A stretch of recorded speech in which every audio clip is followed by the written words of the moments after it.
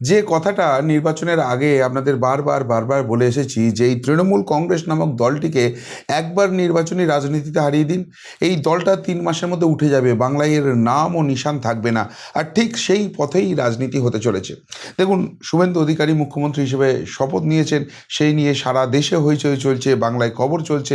কিন্তু এর মাঝখানেই গতকাল ইন্ডিয়া টিভিতে আমার একটা শো ছিল, সেখানে আমি পরিষ্কারভাবে বলেছিলাম যে এই তৃণমূল কংগ্রেস নিয়ে এত আলোচনা করছেন কেন?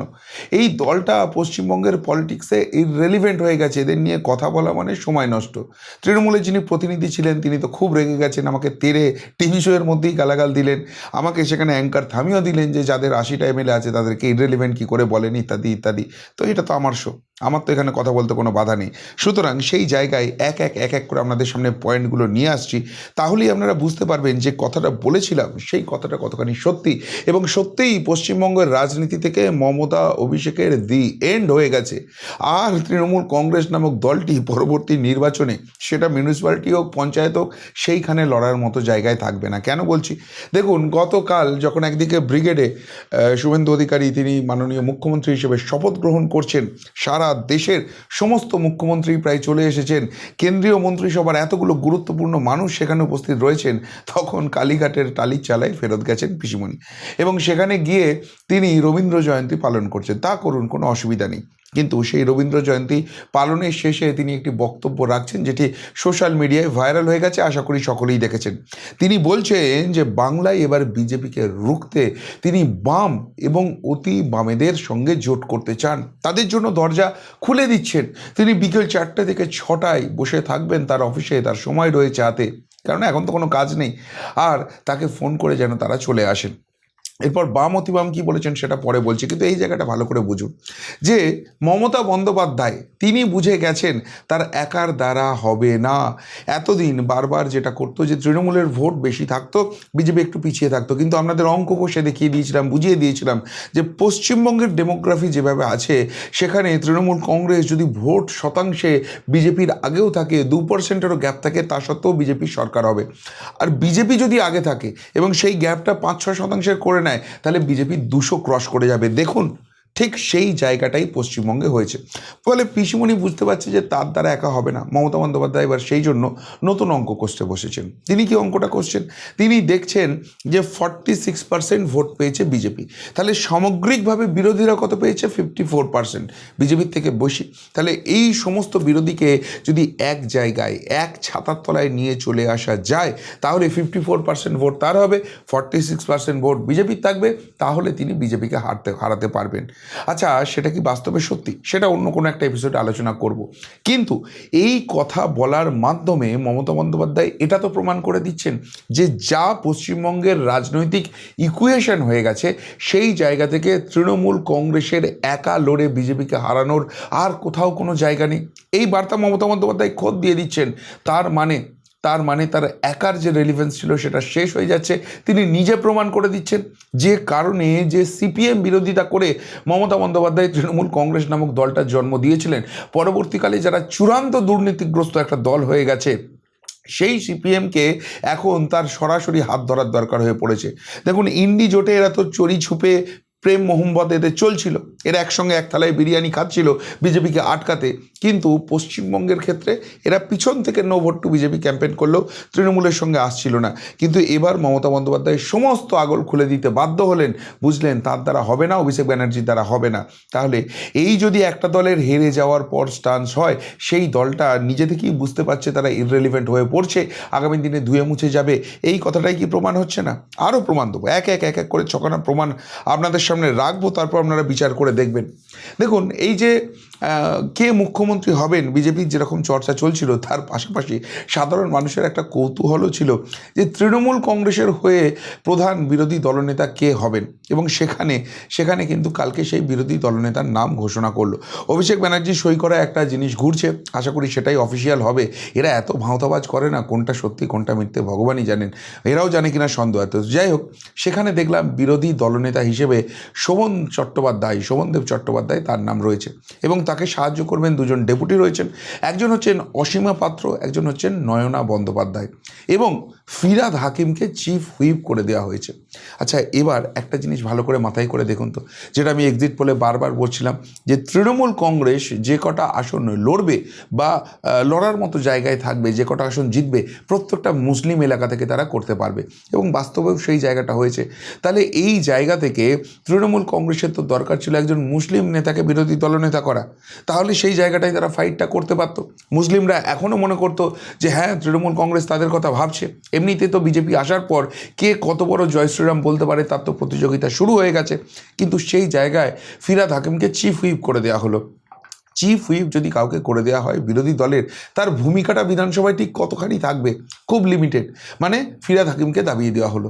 অন্যদিকে শোভনদেব চট্টোপাধ্যায়, তিনি কিন্তু একসময় বক্সার থাকলেও রাজনীতিতে আপাদমস্তক ভদ্রলোক হিসেবেই পরিচিত।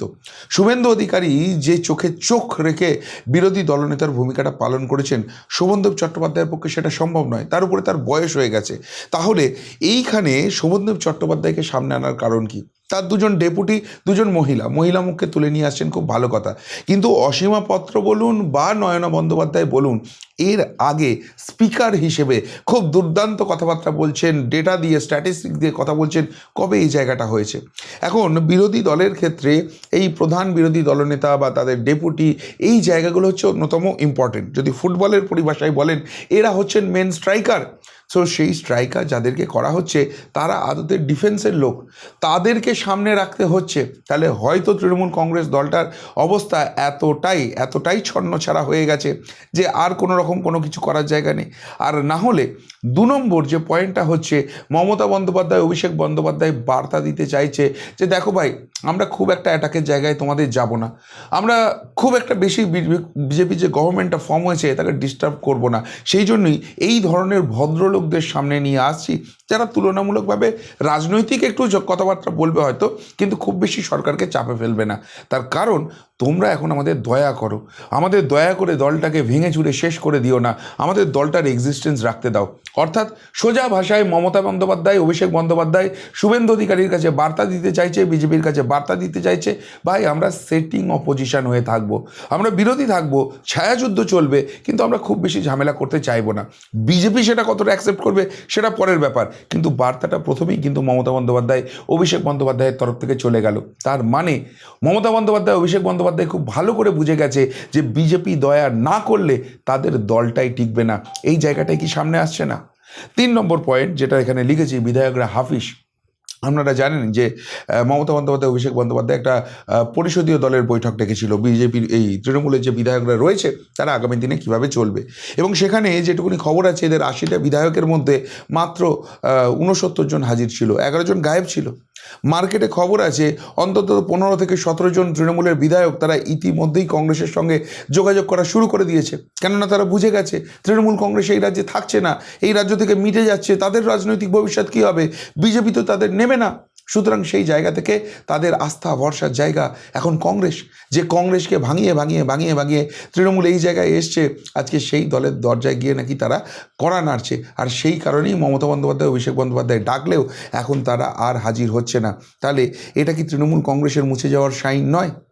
এবং সবথেকে বড় কথা, আর একটা ভার্সন খুব ভাইরাল হয়ে গেছে সোশ্যাল মিডিয়াতেই, আমি দেখছিলাম যে 45 জন তৃণমূলের বিধায়ক এবং 5 জন সাংসদ তারা নাকি বিজেপিতে যোগ দিতে চায়। আবারও বলছি, বিজেপি নেবে কি নেবে না, নেবার পর মানুষ সেটাকে কিভাবে নেবে, আমাদের ভূমিকা কী হবে, অনেক পরের প্রশ্ন। কিন্তু এই যে 45 জন বিধায়ক আসছে, অভিষেক ব্যানার্জি বারবার হুমকি দিত না যে তিনি নাকি দলের শাটারটা খুলে দিলেই বিজেপি নামক দলটা পশ্চিমবঙ্গ থেকে উঠে যাবে? এখন তার দলের অবস্থা সেই হয়ে গেছে, পশ্চিমবঙ্গ থেকে তার দলটা উঠে যাওয়ার অবস্থা হয়ে গেছে, আর কোনো এক্সিস্টেন্স থাকবে না। এবং সেই জন্য এই খবর ভাইরাল হওয়ার পরও তৃণমূল কংগ্রেসের কোনো প্রতিক্রিয়া সামনে আসছে না, যে না, আমাদের দল ছেড়ে কেউ যাবে না। আরও একটা বিষয় আপনারা খেয়াল করে দেখুন যে এই দলটার ইউনিটি কিন্তু শেষ হয়ে গেছে। কেন? এদের দলের যে মুখপাত্ররা বড় বড় লম্বা চওড়া কথাবার্তা বলতো, আসলে অশিক্ষিতের জাত তো, যেরকম ঝাড় সেরকম বাঁশ, এক একটা গুন্ডা তোলাবাজ মনে হতো। এবং তারা হুমকি দিত যে খেলা হবে, হকি স্টিক নিয়ে খেলা হবে, ব্যাট নিয়ে খেলা হবে। অর্থাৎ সোজা কথায় 4 তারিখ একবার শুধু জিতি, যারা যারা যারা যারা তৃণমূল বিরোধী তাদেরকে মেরে ফাটিয়ে দেবো, এই যাদের ভাবমূর্তি ছিল তারা এখন কুই কুই কুই কুই কুই কুই করে কুত্তার মতো কুকুর কীর্তন করে যাচ্ছে। এবং তাদের মুখে একটাই কথা, বিজেপির মতো ভালো হয় না, তৃণমূলের অনেক ভুল ছিল, তৃণমূল অন্যায় করেছিল। এতদিনে জ্ঞান চক্ষু উন্মেলিত হয়েছে? এতদিন যখন আমরা বলেছিলাম যে তৃণমূল একটা চোরেদের দল, তৃণমূল একটা গুন্ডাদের দল, তৃণমূল কোনো রাজনৈতিক দলই নয়, কিছু দুর্বৃত্ত মিলে এই দলটা চালাচ্ছে, তখন কোথায় ছিল? আমাদেরকে পুলিশ কেস দিয়ে এত ফাঁসানোর চেষ্টা করেছিল কেন? এখন পাল্টা মার খাবার ভয়ে মুখ দিয়ে এইসব বেরোচ্ছে। তো যাই হোক, এই দলটা একদিকে এরকম মুখপাত্ররা বলছে, সেই মুখপাত্রদের মুখ আটকে রাখতে পারছে না। ওই ফিরহাদ হাকিমের মেয়ে প্রিয়দর্শিনী হাকিম, সে তো সরাসরি মমতা ব্যানার্জিকে অন্ধ ধৃতরাষ্ট্র বলে দিয়েছে। অর্থাৎ সোজা কথায় ভাইপোকে তুলতে গিয়ে দলটাকে শেষ করে দিয়েছে। কল্যাণ ব্যানার্জি আইপ্যাককে কাঁচা খিস্তি মারছে। এই যে জায়গাটা পৌঁছে যাচ্ছে, তার মানে দলের মধ্যে কোনো রকম কোনো ইউনিটি নেই। এদেরকে সামাল দিতে না পেরে এদেরকে শোকজ হচ্ছে। এবং মমতা অভিষেকের লিডারশিপ নিয়ে এতখানি কোশ্চেন উঠে গেছে, সেই শোকজের জবাব অবধি ওরা দিচ্ছে না। এমন জবাব দিচ্ছে যে সেখান থেকে এদেরকে সাসপেন্ড করতে বাধ্য হচ্ছে। ওই শঙ্কর ঘোষ, ডক্টর শঙ্কর ঘোষ শিলিগুড়ির বিধায়ক, খুব সম্ভবত মন্ত্রিসভায় খুব একটা গুরুত্বপূর্ণ দায়িত্ব তাকে দেওয়া হতে চলেছে। তিনি একটা খুব ভালো কথা বলেছেন, বলছে তৃণমূল কংগ্রেস দলটার মুখই নেই, তাদের আবার মুখপাত্র। তিনি বলছেন কিছু কিছু মানুষের স্বভাব আছে, দেখবেন মাথায় চুল নেই অথচ পকেটে চিরুনি নিয়ে ঘোরে। তৃণমূলের এখন সেই অবস্থা হয়ে গেছে। তৃণমূল কংগ্রেস নামক রাজনৈতিক দলটা যারা দুদিন আগেও দাপিয়ে বেরিয়েছে, লোকের গলা টিপে ধরেছে, তাদেরকে এরকম খিল্লির পর্যায়ে নামিয়ে নিয়ে চলে এসছে রাজনৈতিক মহল। তাহলে যে দলটার মধ্যে ইউনিটি নেই, যারা রাজনৈতিক খিল্লি ছাড়া কিছু নয়, সেই দলটার কোনো রেলিভেন্স আর আছে? বিরোধী জায়গায় এরা থাকতে পারবে? আপনাদের মনে হয় সেটা? আর একটা পয়েন্ট ভালো করে খেয়াল করে দেখুন, সেটা হচ্ছে এদের নেতৃত্ব। যেটা ওই বলে না যে আমাদের একটাই পোস্ট, বাকি সব ল্যাম্প পোস্ট, আমাদের অধিনায়ক অভিষেক ব্যানার্জি, কত সব বড় বড় বাতলাবাজি শুনতাম 3.5 বছরের জেল কাটা মালগুলোর কাছ থেকে। তো সেইখানে সেই দলটার বিভাজিত কীরকম নেতৃত্ব দেখা যাচ্ছে দেখুন। মমতা ব্যানার্জি ক্ষমতালোভী একটা মহিলা, নির্লজ্জ একটা মহিলা। তো সেই মহিলা এখনও ছাড়তে পারছে না, ভাবতে পারছে না যে সে আর মুখ্যমন্ত্রী নেই। বাংলার মানুষ লাথ মেরে রাজনৈতিক বিসর্জন করে দিয়েছে। মমতা ব্যানার্জি হজম হচ্ছে না এই কথাটা, আর সেই জন্য নামের সামনে থেকে চিফ মিনিস্টার শব্দটা তুলতে পারছে না। নির্লজ্জ নচ্ছারের মতো এখনও রেজিগনেশন দেয়নি। এখানকার রাজ্যপাল বাধ্য হয়ে বরখাস্ত করেছে। মানে কতখানি নির্লজ্জ দোকান কাটা হলে একজনকেও এই কাজটা করতে পারে, মমতা ব্যানার্জি সেই কাজ করছে। এবং তারপর যখন বিজেপির সরকার শুভেন্দু অধিকারীর নেতৃত্বে, মাননীয় মুখ্যমন্ত্রীর নেতৃত্বে শপথ নিচ্ছে, এই মমতা বন্দ্যোপাধ্যায় এই তৃণমূল কংগ্রেসকে রাজনৈতিক সৌজন্য দেখিয়ে আমন্ত্রণ জানানো হয়েছিল। সেখান থেকে তৃণমূল কংগ্রেসের অফিসিয়াল স্টান্স ছিল যে এই শপথ গ্রহণ অনুষ্ঠান আমরা বয়কট করছি, এই নির্বাচনী ফলাফল আমরা মানছি না, এই নিয়ে সুপ্রিম কোর্টে মামলা হয়েছে, সেই মামলার রেজাল্ট আসবে, তারপর দেখা যাবে। বেশ ভালো কথা, এটা রাজনৈতিক স্টান্স। কিন্তু শুভেন্দু অধিকারী যে মুহূর্তে মুখ্যমন্ত্রী হিসেবে শপথ নিয়ে নিলেন, অভিষেক ব্যানার্জি তাকে নাকি শুভেচ্ছা জানিয়েছেন, তাকে স্বাগত জানিয়েছেন। তাহলে দলের নেত্রী বলছে যে পোস্ট আছে, সে বলছে আমি মানছি না। আর দলের যে সেকেন্ড ইন কমান্ড, যাকে অভিজিৎ গাঙ্গুলি, আমাদের প্রাক্তন জাজ সাহেব, তমলুকের সাংসদ বলেছিলেন তাল পাতার সেপাই, সে বলছে যে স্বাগত আছে। তাহলে যদি শীর্ষ নেতৃত্বের মধ্যে এই খেয়েও চলে, কে কোন পথে চলবে জানে না, সকলেই পিঠ বাঁচানোর চেষ্টা করে, তাহলে সেই জায়গা থেকে সেই দলটার নিচু তলা অবধি, গ্রাসরুট লেভেল অবধি ধরে রাখতে পারবে? এমনিতেই তো সকলে দল ছেড়ে কে কত বড় বিজেপি, কবে থেকে বিজেপি করছে। কালকে তো একজন আমাকে বললো আমি সাদা 2016 সাল থেকে বিজেপি করছি। আমি বলি ভাই 2016 সালে বিজেপিকে তো দূরবীন দিয়ে খুঁজতে হতো। 2016 সালে বিজেপি বাংলায় ছিল কোথায়? তুমি 2016 সাল থেকে করছো? না দাদা, আমরা সেই 2016 সাল থেকে করছি। তো এই জায়গা হয়ে গেছে। সেখানে নেতৃত্ব যদি এরকম ডিভাইডেড থাকে, তাহলে দলটাকে কি আর ঠিক জায়গায় রাখতে পারবে?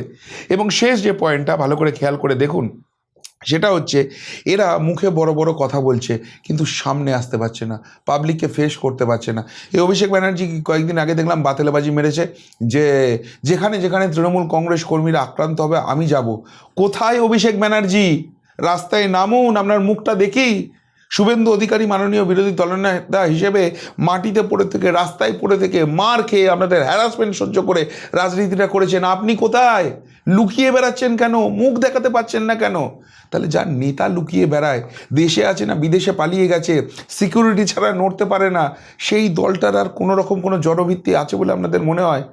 লোক এই অভিষেক ব্যানার্জির বাড়ির সামনে গিয়ে খিল্লি করছে যে কোথায় রে ভাইপো, তুই বেরিয়ে আয়, বাড়ি থেকে তো বেরোচ্ছিস না, খাবার দাবার আছে পৌঁছে দেবো।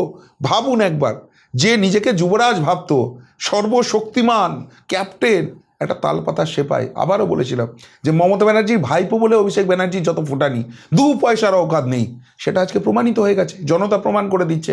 তাহলে নেতাকে নিয়ে যদি মানুষ এরকম খিল্লি করে, তাহলে সেই জায়গা থেকে এই দলটার আর কোনো এক্সিস্টেন্স থাকবে?